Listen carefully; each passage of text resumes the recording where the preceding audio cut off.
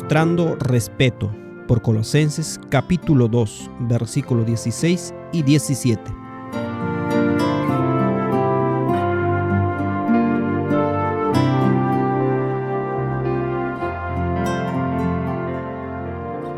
Por tanto, nadie os juzgue en comida o en bebida, o en cuanto a días de fiesta, luna nueva o días de reposo, todo lo cual es sombra de lo que ha de venir, pero el cuerpo es de Cristo.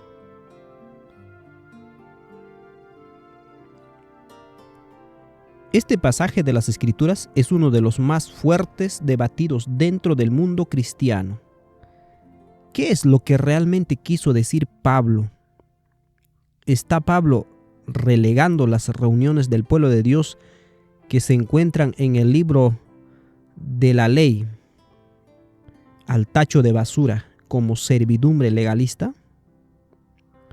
¿Está Pablo diciéndole a los creyentes que no permitan que la gente del mundo los juzgue en estas cosas, pero que se juzguen entre ellos mismos? Les está diciendo Pablo que el séptimo día, sábado, ya no es de relevancia para los cristianos, porque él usa la palabra Shabbatón en su lista. El punto de vista tradicional adventista, no queriendo relegar el séptimo día de la semana, sábado, a ser meramente una sombra, explica que el sábado referido aquí hace referencia únicamente a los sábados, o Shabbatón, durante las fiestas anuales. La palabra Shabbatón es usado durante la fiesta del día de expiación, pero en ninguna de las otras fiestas anuales, con lo que ¿es eso lo que Pablo realmente estaba queriendo decir? Para la mayoría de los cristianos que guardan el domingo, este parece ser un flujo argumento. Veremos que hay una mejor manera de defender el sábado, el cual no es una sombra, pero que requiere la aceptación de una relevancia mayor durante la era del Nuevo Testamentaria de los otros dos elementos mencionados en la lista, es decir, de las lunas nuevas y los días de fiesta. La palabra Shabbatón es G4521, aparece 68 veces en el Nuevo Testamento. En 59 instancias significa el séptimo día sábado. En 8 lugares se relaciona con la semana conectada a un séptimo día sábado. Así que en 67 de los 68 versículos tiene una conexión directa con el séptimo día sábado. El único que queda es Colosenses 2:16. Si el Nuevo Testamento usa 67 veces esta palabra en relación con el séptimo día sábado, ¿sería apropiado afirmar que en esta única instancia significa otra cosa? Considere también que la palabra que Pablo usa para sábado es la misma usada en la Septuaginta para el cuarto mandamiento. Para incrementar nuestra curiosidad respecto de la lista de Pablo, notamos lo siguiente en relación a las fiestas, las lunas nuevas y sábados en el Antiguo Testamento. Leemos en Primera de Crónicas, capítulo 23, 31.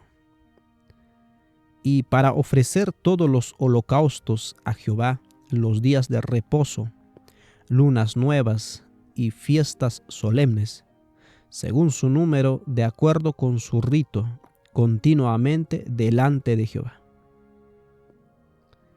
Esta secuencia también ocurre en Segunda de Crónicas, capítulo 2, versículo 2 y 4. Y Segunda de Crónicas, capítulo 8, versículo 13. Y Segunda de Crónicas, capítulo 31, 3. Y también Nehemías 10, 33. Ezequiel 45, 17. Y Oseas, capítulo 2, versículo 11. En cada una de estas instancias, el sábado significa el séptimo día sábado. Ezequiel 45:17 tiene exactamente la misma secuencia e inclusive podría tener alusión a la comida y la bebida. Observe. Ezequiel 45:17. Mas al príncipe corresponderá el dar el holocausto y el sacrificio y la libación en las fiestas solemnes, en las lunas nuevas, en los días de reposo, que tiene que ver aquí el sábado, y en todas las fiestas de la casa de Israel. Él dispondrá la expiación, la ofrenda, el holocausto y las ofrendas de paz para hacer expiación por la casa de Israel. En la Septuaginta, la palabra para fiestas es G1859 y para lunas es G3561 y los sábados es G4521, que son exactamente las mismas que Pablo cita en Colosenses 2:16. Y todos estos pasajes en el Antiguo Testamento usan esta secuencia para referirse al día sábado. Entonces, si es todo esto correcto, entonces, ¿por qué Pablo estaría usando esta lista en forma completamente diferente a las escrituras que él leía? ¿Por qué usaría la palabra Shabbaton para significar algo que nunca significó en ningún otro lugar de la Biblia? A menos que él solo se esté refiriendo al día de la expiación, que también usa esta palabra en Levíticos 23:32. Si Pablo está de hecho queriendo decir el séptimo día sábado en Colosenses 2:16, entonces el sábado sería listado entre las sombras de las cosas por venir. Sin embargo, la inspiración es clara respecto del sábado. Leemos en Patriarcas y Profetas, página 28, párrafo 4. El sábado fue confiado y entregado a Adán, padre y representante de toda la familia humana. Su observancia había de ser un acto de agradecimiento, reconocimiento de parte de todos los que habitasen la tierra, de que Dios era su creador y su legítimo soberano, de que ellos eran la obra de sus manos y los súbditos de su autoridad. De esa manera, la institución del sábado era enteramente conmemorativa y fue dada para toda la humanidad. No había nada en ella que fuese obscuro o que limitase su observancia a un solo pueblo. Enfrentamos aquí un problema interesante.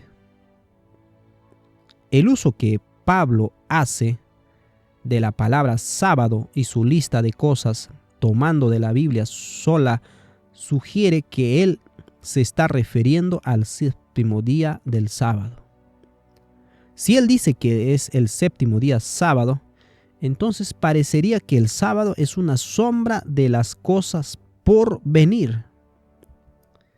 Podríamos ser capaces de convencernos a nosotros mismos de que el sábado señala al milenio de reposo y nuestra futura reunión en el cielo. Pero eso sería una muestra del futuro y no una sombra del futuro. Esto también nos pondría en conflicto con el espíritu de profecía, que declara que no había nada en el sábado que fuera una sombra. La referencia de Leonard White de no tener una limitación sugiere que ella no está conectando nada que fuera una sombra a lo largo de la historia de este mundo. Si aceptamos ambas evidencias como están descritas arriba, que acabamos de mencionar, estamos en una situación muy compleja. Esta es ciertamente la manera en la que me he sentido y me ha llevado a buscar al Señor en oración y suplicarle que revele la solución a esta dificultad. Sé que el Señor oye nuestras oraciones y cuando me levanté este sábado de mañana, me vino una secuencia de pensamientos que creería resolver este tema. A medida que iba y venía con este tema en mi mente, recordé los textos que tienen una clara referencia al cristianismo gnóstico. Leemos en Colosenses capítulo 2, versículo 8. Mirad que nadie os engañe por medio de filosofías y huecas sutilezas, según las tradiciones de los hombres, conforme a los rudimentos del mundo y no según Cristo. ¿Podemos hablar de la ley de Moisés como siendo filosofías y tradiciones de los hombres? Elena de White dice lo siguiente: Moisés no les dejó que interpretaran erróneamente las palabras del Señor o que aplicaran mal sus requisitos. Escribió todas las palabras del Señor en un libro para que después se pudiera hacer referencia a ellas. En el monte las había escrito como las dictó Cristo mismo. Esto está en Ser semejantes a Jesús, página 44. Cristo se las dictó a Moisés. Ciertamente no podemos llamar al libro de la ley de Moisés tradiciones de los hombres y rudimentos del mundo. Pero esto ciertamente puede hacer referencia a las enseñanzas gnósticas que estaban ingresando en el cristianismo. ¿Cuáles eran algunas de las principales enseñanzas de los gnosticismo? 1. El mundo material es malo, el espiritual es bueno. El mundo material está bajo el control de la nada, la ignorancia o la maldad. 2. Una chispa divina está de alguna manera atrapada en algunos, pero no todos, humanos, y ella sola, de todo lo que existe en este mundo material, es capaz de ser redimida. 3. La salvación es a través de un conocimiento secreto por el cual los individuos vienen a conocerse a sí mismos, su origen y destino. 4. Dado que un Dios bueno no podría haber creado un mundo malvado, tiene que haber sido creado por un Dios inferior, ignorante o malvado. Usualmente, la explicación dada es que el verdadero buen Dios creó o emanó seres, quienes emanaron de otros arcontes o se conjugaron para producirlos hasta que en un accidente de sofía o sabiduría llevó a la creación de un arconte malvado que creó nuestro mundo y pretende ser Dios. Él oculta a los humanos la verdad, pero chispas de sofía o sabiduría en algunos humanos los llena de ansias de retornar a la pleroma o plenitud de la divinidad, donde pertenecen. Estas ideas tienen implicancias que no podían ser encuadradas con el Antiguo Testamento ni con los escritos apostólicos, razón por la cual los primeros cristianos las rechazaron. ¿Cuáles son algunas de las implicancias del gnosticismo? Dado que los gnósticos consideraban a la materia como corrupta, consideraron que el cuerpo también era corrupto.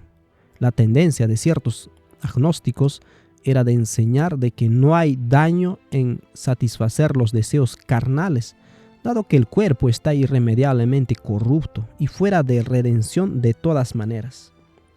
Otros agnósticos, tal vez la mayoría, sostenían que el cuerpo debía ser mantenido bajo control mediante un estricto ascetismo Ya sea que uno elija una u otra opción, la doctrina subyacente hace imposible entender cómo Dios podría venir a ser verdaderamente hombre con un cuerpo de carne en Jesucristo.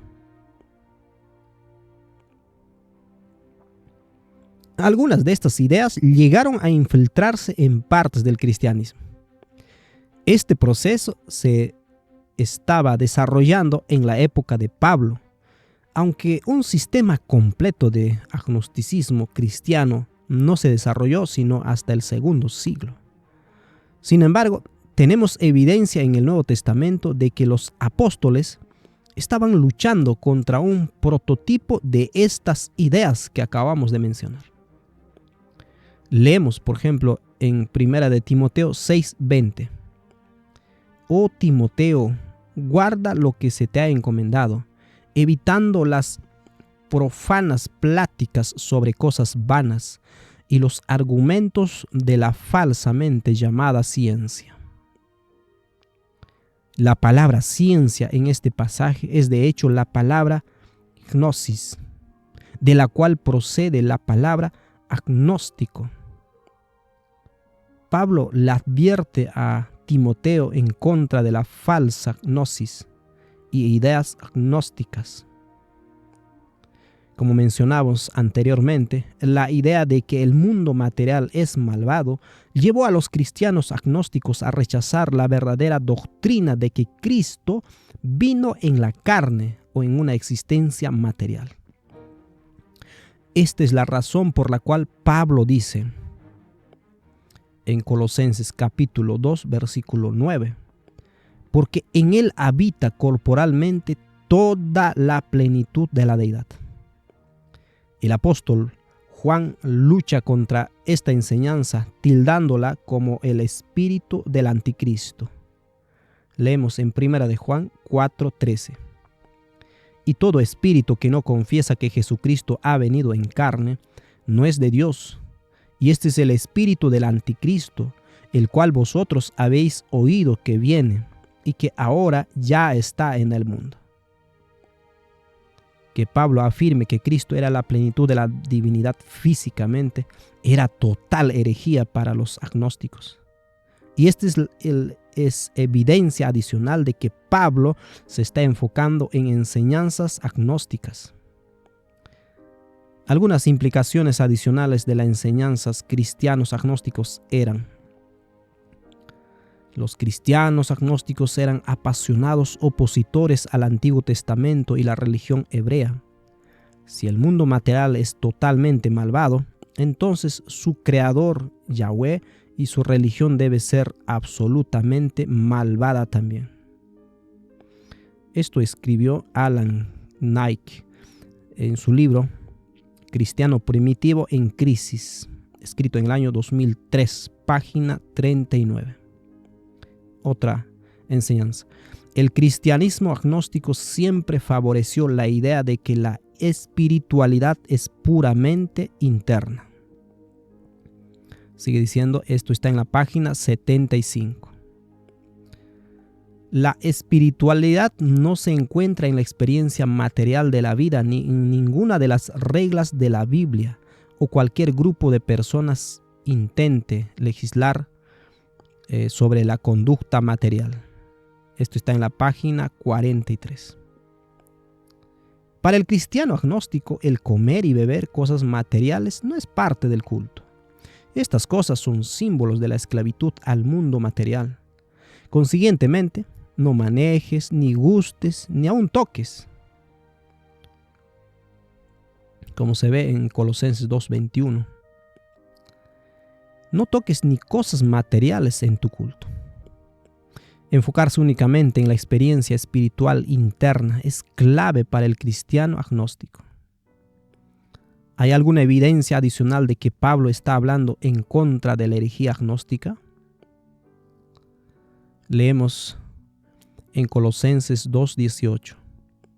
Nadie os prive de vuestro premio, afectando humildad y culto a los ángeles, entremetiéndose en lo que no ha visto, vanamente, hinchado por su propia mente carnal. Los agnósticos tenían una enseñanza sobre emanaciones de Dios llamados eón. Los eón tienen un número de similitudes con los ángeles judeocristianos, incluyendo los roles de sirvientes y emanaciones de Dios, existiendo como seres de luz. De hecho, algunos ángeles agnósticos, como Armozel, son también eón. Esto era la enseñanza de los agnósticos. Ahora, tenemos evidencias de adoración de ángeles entre los cristianos agnósticos de origen valentino. Valentino vivió en el año 100 después de Cristo hasta el 160 después de Cristo, y se rumoreaba que era un estudiante de un hombre que fue estudiante de Pablo. Sus enseñanzas son un desarrollo de la enseñanza agnóstica de los eón que existía en la época de Pablo. Alan Knight, en la página 102 de su libro Cristiano Primitivo en Crisis, dice lo siguiente: cristianos que eran seguidores de Valentino tomaban parte de los sacramentos que terminaban en ceremonias de casamientos divinas en las cuales estaban espiritualmente casados con ángeles. Un hombre convertido se casaría con un ángel femenino y una convertida mujer con un ángel hombre. No hay nada en el libro de la ley que ordena la adoración de ángeles. Manda únicamente la adoración de Dios. Esto podemos leer en Colosenses capítulo 2, versículo 20 al 22. Pues si habéis muerto con Cristo en cuanto a los rudimentos del mundo, ¿por qué, como si vivieseis en el mundo, os sometéis a preceptos tales como no manejes, ni gustes, ni aun toques, en conformidad a los mandamientos y doctrinas de hombres, cosas que todas se destruyen con el uso? Vemos que en este pasaje los términos no manejes, ni gustes, ni aun toques están rodeados de los términos, los rudimentos del mundo y los mandamientos y doctrinas de hombres. Es bastante seguro afirmar que los términos no manejes, ni gustes, ni aun toques están conectados con los mandamientos y doctrinas de hombres, procediendo de los rudimentos del mundo. Los cristianos agnósticos habrían encontrado ofensivos los aspectos materiales del culto hebreo y los habrían juzgado por comer y beber o por los banquetes durante las reuniones religiosas o sociales. El clamor se oiría de no manejes, ni gustes, ni aun toques. Es posible también que los judíos hubiesen acusado a los cristianos de tomar parte de una comunión de comer y beber cosas sagradas fuera del servicio propio del sacerdocio levítico. Adam Clarke también hace el siguiente comentario sobre Colosenses 2:21. Estas son formas de expresión muy frecuentes entre judíos. En McCook Folk se le dicen a un nazareno o nazareo: no bebas, no bebas, y él a pesar de ello bebe, es culpable. Si le dicen no te afeites, y a pesar de ello él se afeita, es culpable.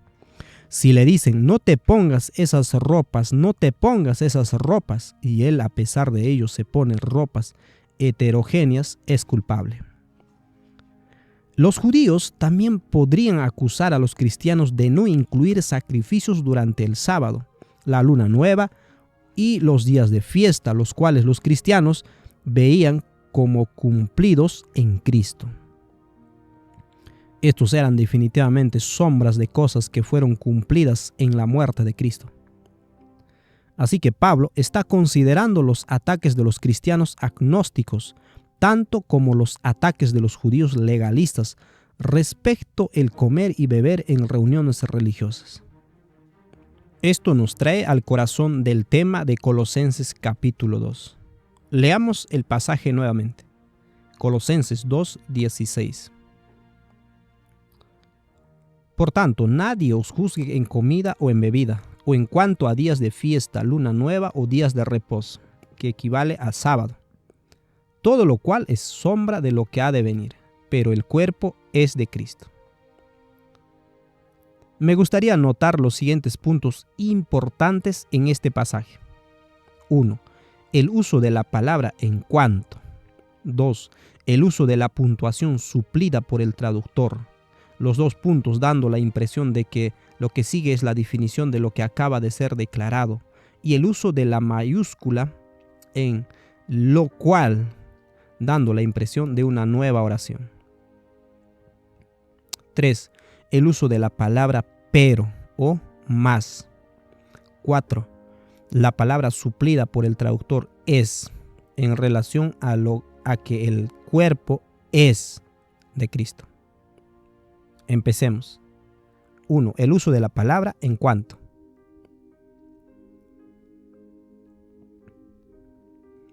Veamos cómo la palabra en cuantos es usado en otras partes del Nuevo Testamento. Esto es lo que dice el diccionario Strong de la palabra en cuanto, que es G3313. Es la palabra meros en griego. De una forma, pero más primariamente de conseguir como una sección o una porción, división o parte, o en aplicación amplia, miembro, detalle, parte, región, turno.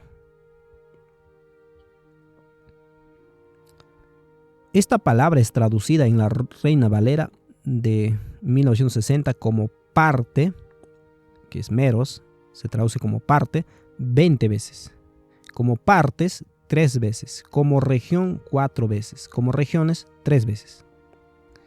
En la Reina Valera 1909, traducida mayormente en estos dos casos como parte o partes. Y luego una vez como negocio, particular, miembro, turno, respecto, detalle, cuánto y ello.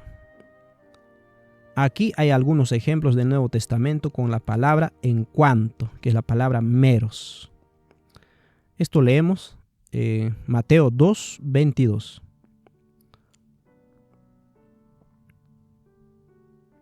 Pero oyendo que Arquelao reinaba en Judea, en lugar de Herodes su padre, tuvo temor de ir allá, pero avisado por revelación en sueños, se fue a la región de Galilea. Es la palabra meros.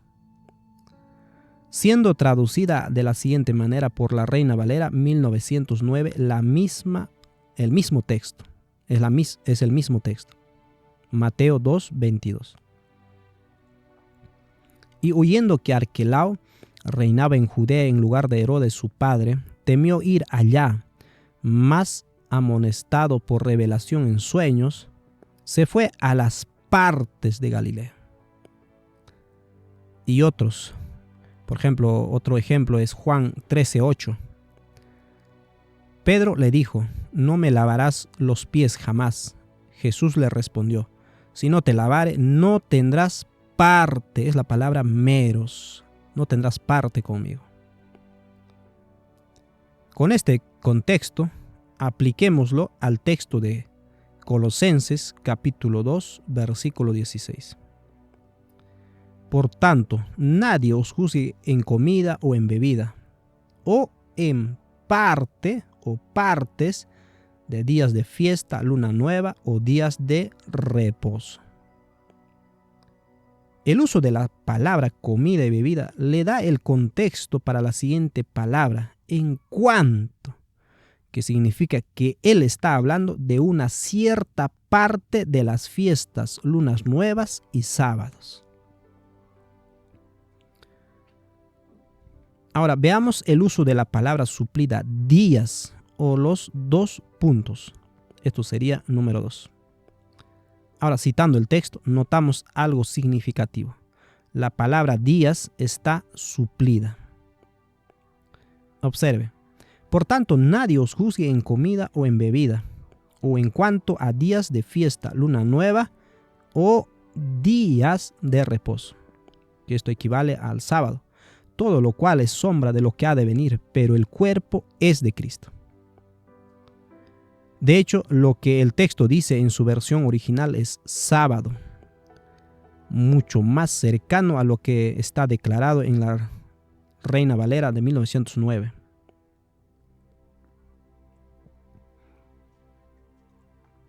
Esto sería versión Gómez, Reina Valera Gómez. Por tanto, nadie os juzgue en comida o en bebida o en parte del día de fiesta o de luna nueva o de sábados, lo cual es la sombra de lo por venir, mas el cuerpo es de Cristo. Y aquí en este último caso notamos que los dos puntos están suplidos también por el traductor. No existen en el texto. Esto altera significativamente el significado de la oración. Si quitamos esto y dejamos que la oración continúe, quitando la mayúscula de la palabra lo, vemos algo bastante profundo. Observe la diferencia. Leeremos lo antes y lo después. Por tanto, nadie os juzgue en comida o en bebida, o en parte del día de fiesta, o de luna nueva, o de sábados. Dos puntos. Lo cual es la sombra de lo por venir, mas el cuerpo es de Cristo. Ahora leemos sin la palabra lo y sin que tenga dos puntos. Diría así: por tanto, nadie os juzgue en comida o en bebida o en parte del día de fiesta o de luna nueva o de sábados, lo cual es la sombra de lo por venir. ¿Lo llegó a ver?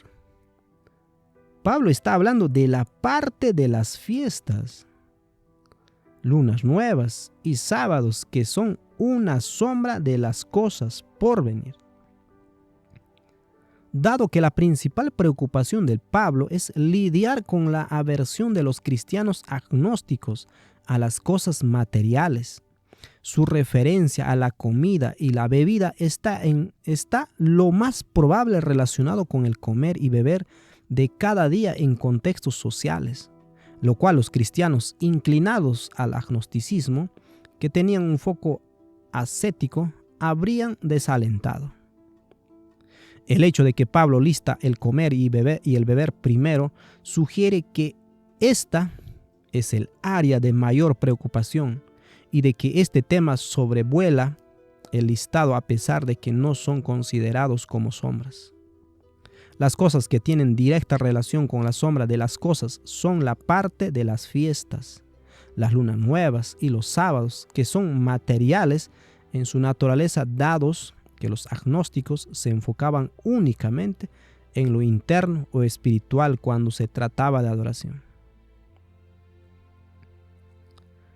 Ahora observemos la palabra pero en la Reina Valera 60 o más en la Reina Valera 1909, que esto sería la número 3. Y ahora nos enfocaremos con la palabra pero, porque esta es la conjunción que expresa la relación con el cuerpo de Cristo.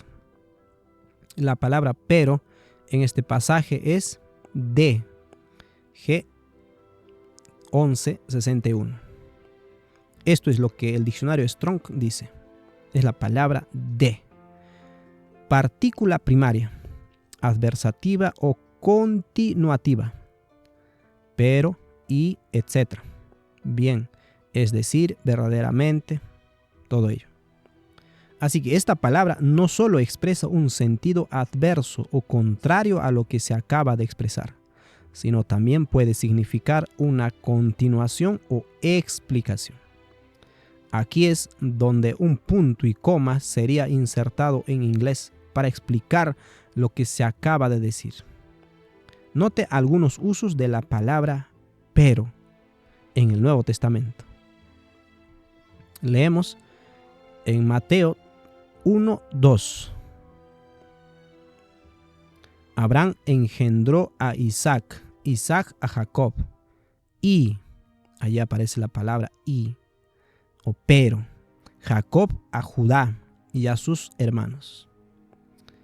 Aquí se ve cómo la palabra ha sido usada como una continuación, como resultado de lo que recién fue declarado.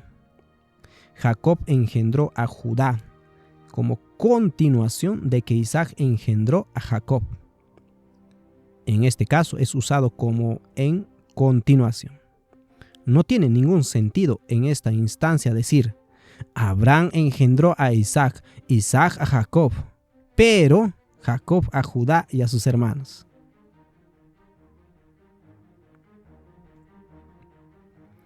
Hay lugares en los cuales usar pero es mejor. Jesús lo utilizó cuidadosamente. En Mateo capítulo 5, versículo 38 al 39, leemos: Oísteis que fue dicho, ojo por ojo y diente por diente. Pero yo os digo, no resistéis al que es malo, antes a cualquiera que te hiera en la mejilla derecha, vuélvele también la otra. La palabra pero que Jesús usa es la misma palabra que es la palabra en griega de. Si hubiese querido completamente contradecir lo que había sido dicho anteriormente, él habría usado otra palabra, una palabra que usó cuando se enfrentó a Satanás. Leemos esto en el libro de Mateo, capítulo 4. Dice así: Él respondió y dijo, capítulo 4, versículo 4, escrito está, no solo de pan vivirá el hombre, sino de toda palabra que sale de la boca de Dios. La palabra es Alá, y esto es lo que dice el diccionario Strong respecto a la misma. Es número, en el diccionario Strong es el número 235, Alá. Propiamente otras cosas, contrariamente, en muchas relaciones, si bien, no obstante, eso tendría que ser esto.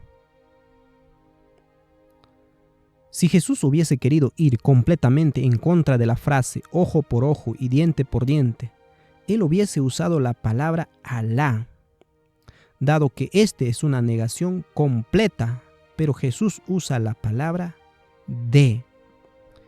Esto le permite enfrentar la interpretación dada al pueblo por los fariseos y al mismo tiempo continuar y expandir el significado actual del libro de la ley, cuando dice ojo por ojo, diente por diente, que encontramos en Éxodo 21, 24, Levítico 24, 20 y Deuteronomio 19, 21. El significado de ese pasaje para nada era de golpear a la gente. La ley fue diseñada como un medio para evitar que cualquiera golpeara a alguien, pero los judíos la habían pervertido en una enseñanza de la venganza.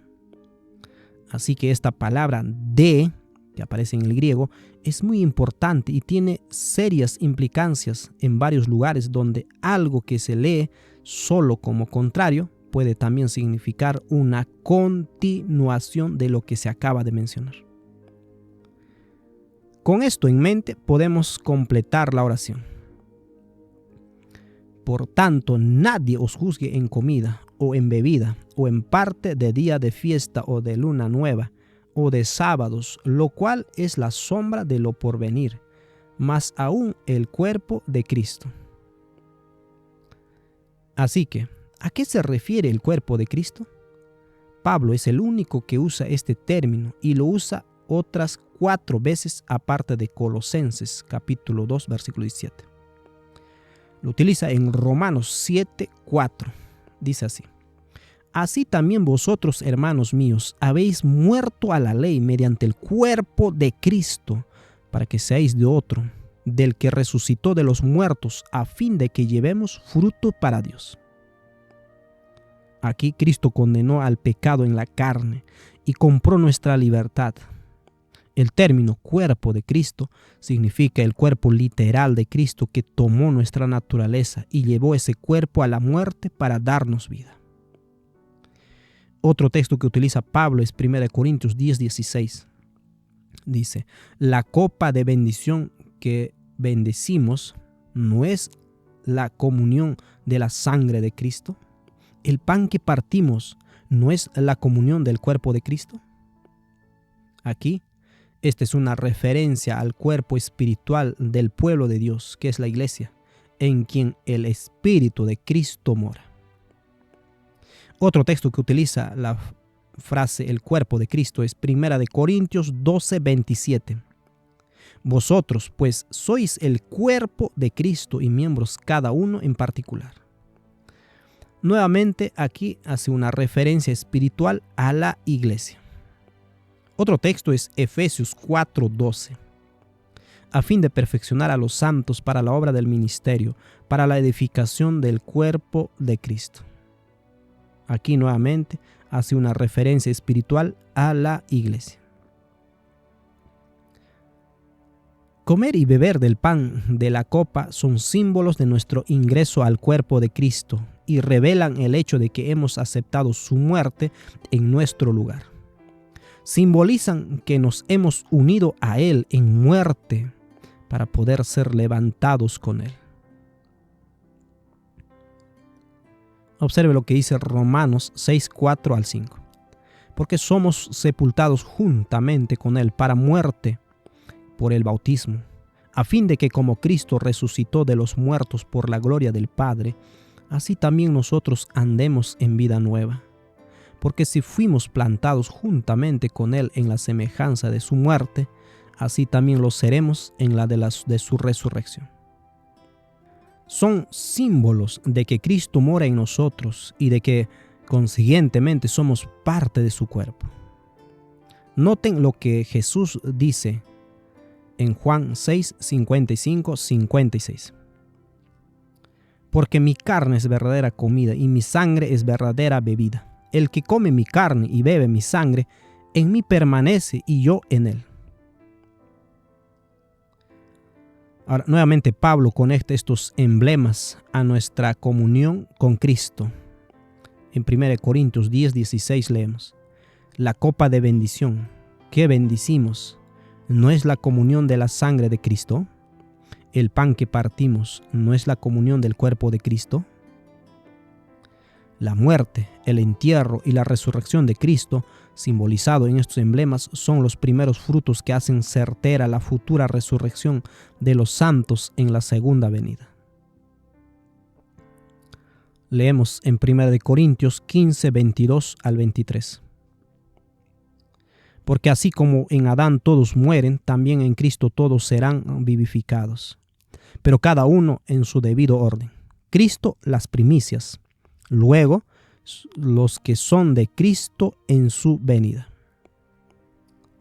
Al participar de la muerte y resurrección de Cristo por medio de estos símbolos, expresamos la esperanza cristiana de la futura victoria sobre la muerte en la venida de Cristo.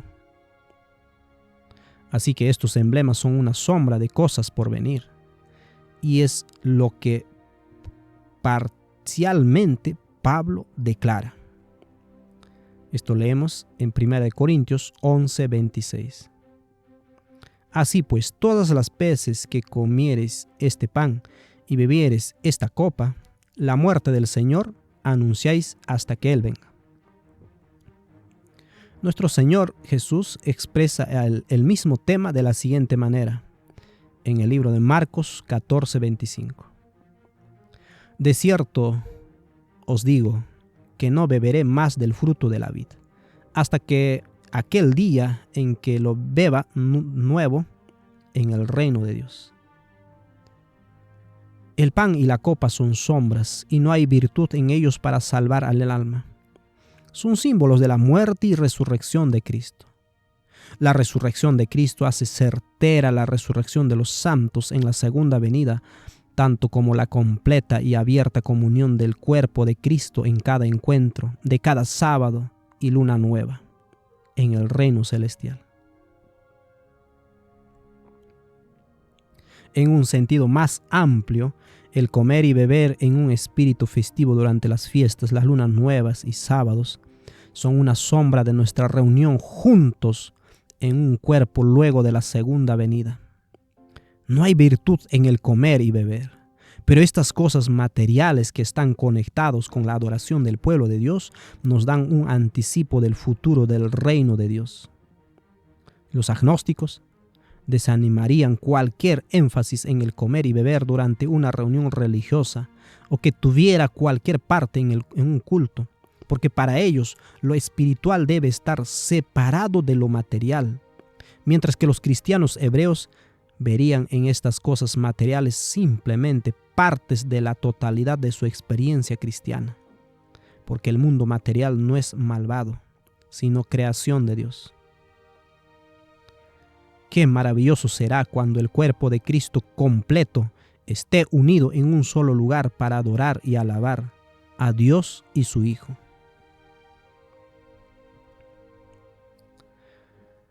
Profetas y Reyes, página 541, párrafo 3, dice lo siguiente.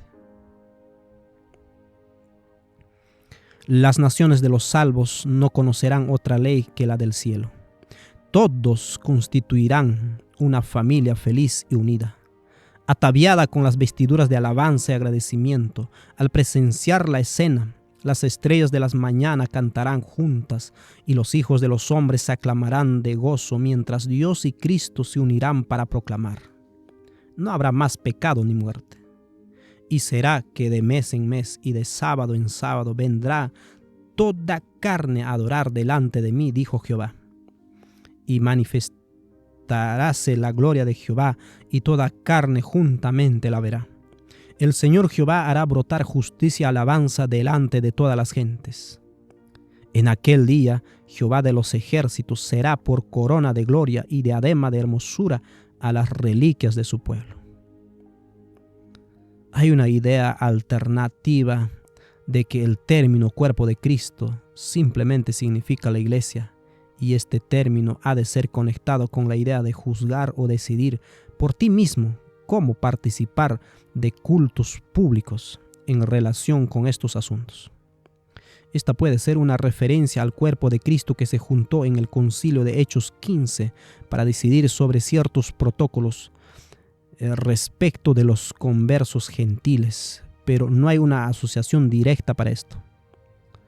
Mientras que es posible verlo de esta manera, si permitimos un doble significado al texto, hay peligros de que esto podría abrir la idea de que la conciencia personal en la adoración debería ser dictada por la mayoría del cuerpo de creyentes.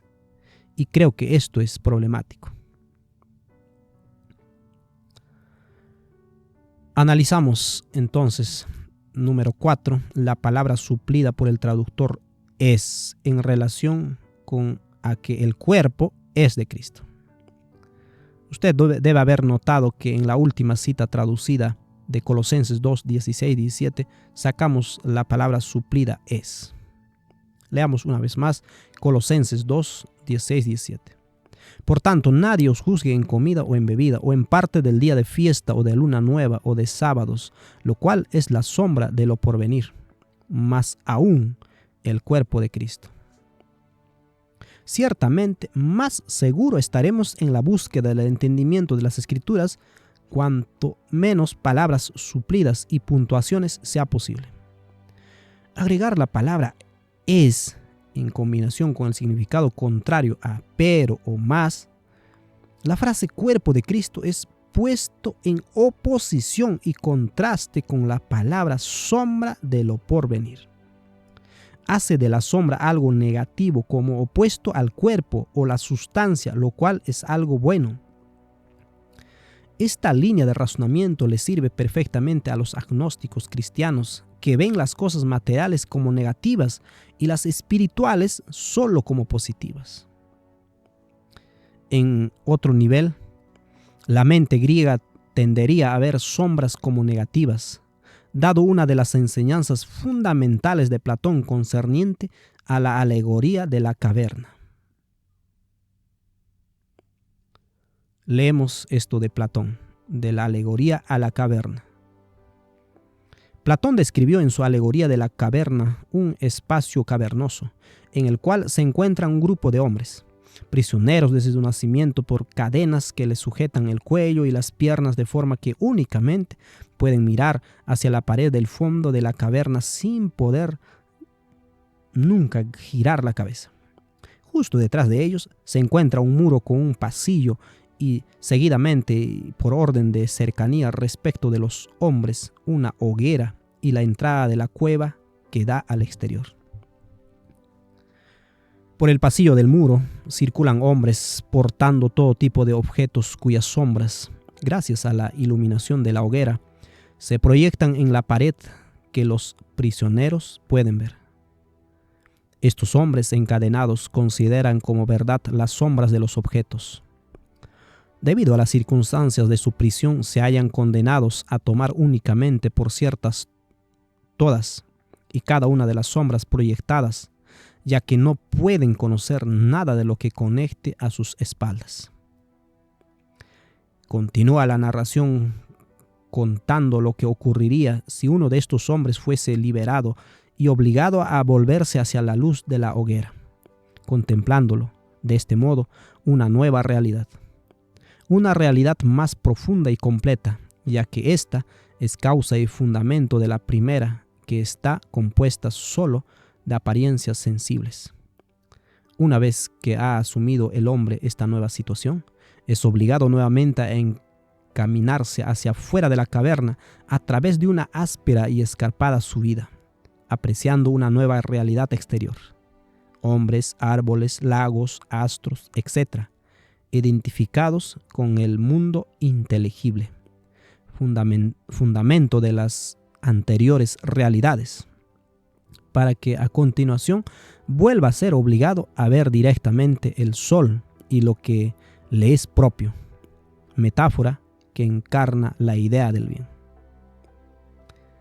La alegoría acaba de hacer entrar de nuevo al prisionero al interior de la caverna para liberar a sus antiguos compañeros de cadena, lo que haría que estos se rieran de él. El motivo de la burla sería afirmar que sus ojos se han estropeado al verse ahora cegados por el paso de la claridad del sol a la oscuridad de la cueva. Cuando este prisionero intenta desatar y hacer subir a sus antiguos compañeros hacia la luz, Platón nos dice que estos son capaces de matarlo y que efectivamente lo harían o lo harán cuando tengan la oportunidad. Con lo que se atreven una alusión al esfuerzo de Sócrates por ayudar a los hombres a llegar a la verdad y a su fracaso al ver condenado a muerte. Así que la mente griega tendería a ver las sombras como la esclavitud de la mente, y consiguientemente en la lectura de un texto como Colosenses 2, 16 al 17, le sería natural leer las sombras como en una relación antagónica a la realidad percibida. Si Pablo hubiese querido enfatizar un contraste o lo contrario, él hubiera incluido una palabra en griego como esti, que en el diccionario Strong es la palabra 2076. La palabra es no está incluida. Consecuentemente debería ser quitada.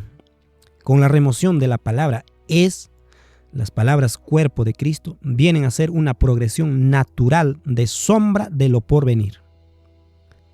Debería ser evidente que a más palabras suplidas en el texto, más probable es que el traductor esté comenzando a interpretar el texto en algún lugar, en lugar de simplemente traducirla al autor original.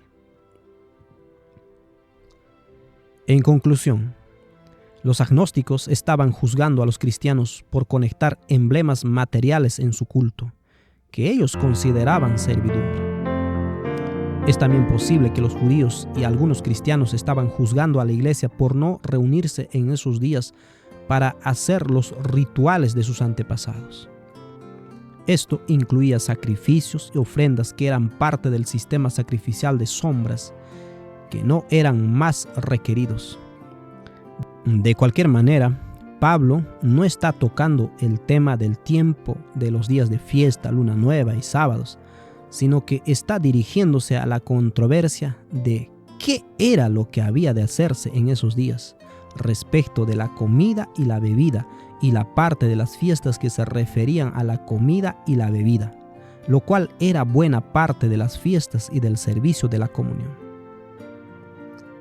Así que si mostramos debido respeto al uso de dicha palabra usada por Pablo en Colosenses 2:16, encontramos que este tema tiene una solución que resuelve todos los asuntos y resueltos más importantes a mano.